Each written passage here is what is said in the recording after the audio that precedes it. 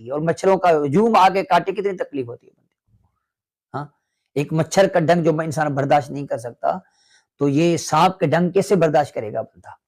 ایک ڈنگ نہیں، مچھر کا ایک ڈنگ برداشت نہیں کر سکتا، زیادہ مچھر کاٹے تو پریشان ہو جاتا ہے، تو اتنے ڈنگ کیسے برداشت انسان کرے گا؟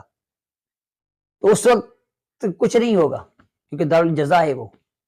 عمل تو یہاں ہے نا، آج بھی بندہ توبہ کر لے اور حساب لگا کر جو قضا عمر یہ کر لے، اس کے ذمہ کوئی نماز باقی نہ ہو، توبہ بھی کرے، اللہ کی بارگاہ میں دعا بھی مانگے، ورنہ ایسا نہ ہو کہ بے نمازی ہو کر مر جائے اور یہ ساری مصیبتیں قبر کے اندر آ جائیں۔ جس چیز سے دنیا میں ڈرتا تھا وہ چیزیں ڈرانے کے لیے آ جائیں گے اس کے پاس، قبر کی وحشت، گرمی، یہ بے نمازی کے لیے ہے۔ بے نمازی دور کی بات ہے، جو جماعت قضا کرتا ہے اس کے بھی عذاب آتے ہیں، جو نماز میں سستی کرتا ہے اس کے بھی عذاب آتے ہیں، بندہ کیسے برداشت کرے گا؟ تو نماز نہ